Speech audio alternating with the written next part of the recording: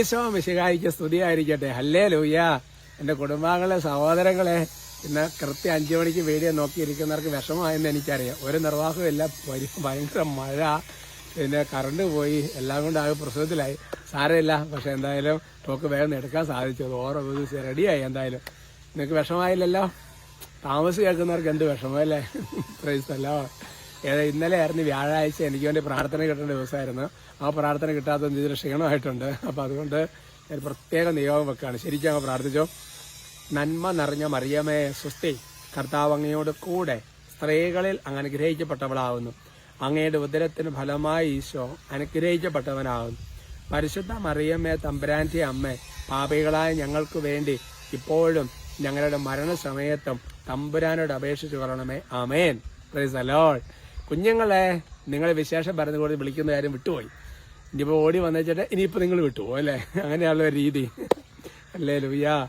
പിന്നെ സഹോദരങ്ങളെ, ഞാൻ എന്തൊരു കാര്യം, നമുക്ക് ഈസ്റ്റർ കഴിഞ്ഞ അതിന്റെ പിറ്റേ ദിവസം 21, 22 തീയതികളിൽ ഒരു വൊക്കേഷൻ ഡിസൈൻമെന്റ്, ദൈവവിളി വിവേചന ധ്യാനം, വൈദികരാകാൻ സിസ്റ്റർമാരാകാൻ ആഗ്രഹിക്കുന്നവർക്ക് വേണ്ടിയിട്ടുള്ള ഒരു ഡിസൈൻമെന്റ് ധ്യാനം കുറവിലങ്ങാട് പിന്നെ കുരിനാടുള്ള PDM റൊട്ടറി സെന്റർ വെച്ച് നടത്തുന്നുണ്ട്. അപ്പോൾ 24 മണിക്കൂർ ശുശ്രൂഷയാണ്.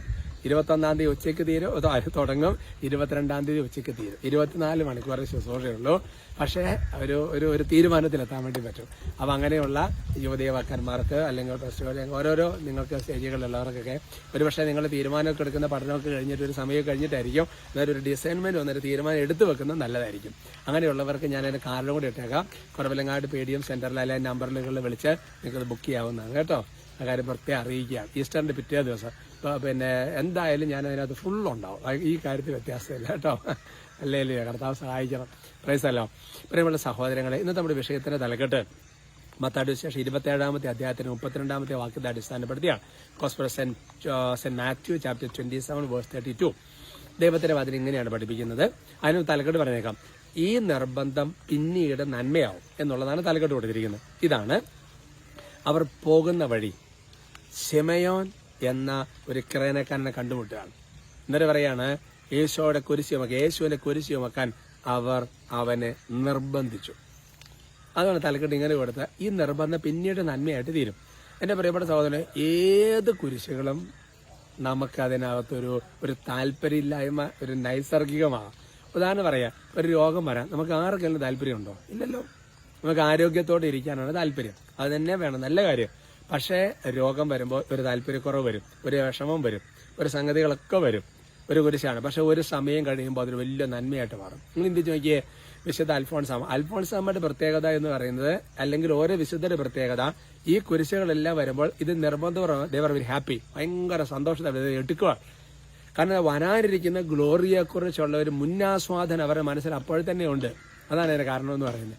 എന്ന് പറയുന്നത്, നിങ്ങൾ ചിന്തിച്ച് നോക്കിയാൽ, ഈ ശിമയോൻ, ആ കിറേനക്കാരെ ശിമയോൻ പോണ സമയത്ത് ഈ നാട്ടുകാരുടെ മുമ്പ് ഈ കുരിശല്ല, നിങ്ങൾ ചിന്തിച്ചു നോക്കി ആ സിറ്റുവേഷൻ നിങ്ങളൊന്ന് ഒരു വിഷ്വലൈസ് ചെയ്ത് നോക്കി അല്ലേ. കാര്യസംഗതി യേശുവിനൊക്കെ അറിയാം, എന്തൊക്കെയോ അതിന്റെ ഹിസ്റ്റോറിക്ക് വായിക്കാനുണ്ട്, കുറേയൊക്കെ ഉണ്ട്. ഇതൊക്കെയാണെങ്കിലും ആ ഒരു കോണ്ടെക്സ്റ്റ് ഇത് എടുക്കാൻ പറ്റണ്ടേ. പക്ഷെ നോക്കിയേ, പിന്നീട് നോക്കുക കഴിയുമ്പോൾ ശിമയോന്റെ അത്ര ഒരു അനുഗ്രഹീതനായ ഒരാളെ കുറിച്ച് അല്ലേ ചിന്തിച്ചു നോക്കി. അപ്പൊ എന്ന് പറയുന്നത് പോലെ തന്നെയാണ് നമ്മുടെ ജീവിതത്തിൽ ഓരോ കുറിച്ചും രോഗം, ഒരു തെറ്റിദ്ധാരണ, ഒരു മനസ്സിലാക്കപ്പെടാതിരിക്കല് അല്ലേ. പെട്ടെന്ന് നമ്മൾ വിചാരിക്കേണ്ട തന്നെ ഒരു ആകെ ഒരു പ്രതിസന്ധിയും പ്രശ്നവും. അതൊരു ഈശോ പറഞ്ഞു, കുരിശെടുക്കാതെ അനുഗമിക്കാൻ വരാൻ പറ്റിയാണ്. അപ്പൊ അത് പറഞ്ഞത്, കുരിശ് വരുമ്പോൾ അതിനകത്തൊരു നിർബന്ധമാണ്. നമ്മളിങ്ങനെ ഒഴിഞ്ഞു മാറാൻ വേണ്ടി നോക്കും, പക്ഷെ നിർബന്ധം വരും. ഈ നിർബന്ധം പിന്നീട് നന്മയായിട്ട് തീരും. Price the Lord. കർത്താവ് അനുഗ്രഹിക്കട്ടെ. ഈ വചനം അനേകരെ ആശ്വസിപ്പിക്കുമെന്ന് എനിക്ക് ഉറപ്പാണ് കേട്ടോ. കർത്താവ് അനുഗ്രഹിക്കട്ടെ. നമുക്ക് സ്തുതിക്കാം, നന്നായിട്ട് സ്തുതിക്കാം. ചില ആൾക്കാരുടെ പ്രത്യേകത, ആദ്യം ഒന്ന് സ്തുതിക്കാൻ പറഞ്ഞാൽ സ്തുതിക്കാതെ, പിന്നെ രണ്ടാമത് നമുക്ക് ശരിക്കും സ്തുതിക്കാൻ പറയുമ്പോൾ സ്തുതിപ്പ് പറയും. അങ്ങനെയുള്ള ചില ആൾക്കാരുണ്ട്. അതെല്ലാം സ്തുതിക്കണം. സ്തുതിച്ചോ. ഹല്ലേലൂയ, ഹല്ലേലൂയ, ഹല്ലേലൂയ, ഹല്ലേലൂയ. ഈശോയെ ഞങ്ങൾ അങ്ങേ സ്തുതിക്കുന്നു, ആരാധിക്കുന്നു, നന്ദി പറയുന്നു, മഹത്വപ്പെടുത്തുന്നു. കർത്താവെ, അത്ഭുതകരമായ ദൈവ സാന്നിധ്യം കൃപയും കൊണ്ട് ഞങ്ങളെ ഓരോരുത്തരും നിറയ്ക്കുന്നിടത്ത് നന്ദി പറയുന്നു. കർത്താവായ ദൈവമേ, എനിക്ക് വേണ്ടി പ്രാർത്ഥിച്ച് ഇവരെ ഓരോരുത്തരും അങ്ങയുടെ നാമത്തിൽ അനുഗ്രഹിക്കുമ്പോൾ സ്വർഗ്ഗത്തിൽ നിന്ന് അവരുടെ ആശീർവാദത്തിന് കരം അയക്കണമേ, കരം നീട്ടണമേ. ദുഷ്ടാരികൾ യേശുവിന്റെ നാമത്തിൽ ബന്ധിച്ച് ബഹിഷ്കരിച്ച് കുരിശിന്റെ ഇവിടേക്ക് ആട്ടിപ്പായിക്കുന്നു.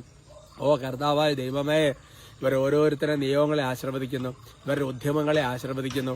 കർത്താവെ, ഇവരുടെ മേൽ അവിടുന്ന് ശക്തമായി ഇടപെടണമേ എന്ന് പ്രാർത്ഥിക്കുന്നു. കർത്താവ്, ഏതെങ്കിലും തരത്തിലുള്ള കുരിശുകൾ എടുക്കേണ്ട സാഹചര്യങ്ങളിൽ കടന്നു പോകുന്നവർക്ക് ഈ വചനം താങ്ങായി നിൽക്കട്ടെ എന്ന് അനുഗ്രഹിക്കുന്നു. നിങ്ങളുടെ കുടുംബങ്ങളെയും നിങ്ങൾ ആർക്കൊക്കെ വേണ്ടി പ്രാർത്ഥിക്കുന്നു അവരെയും ആശീർവദിക്കുന്നു, ഇപ്പോഴും എപ്പോഴും എന്നേക്കും. ആമേൻ.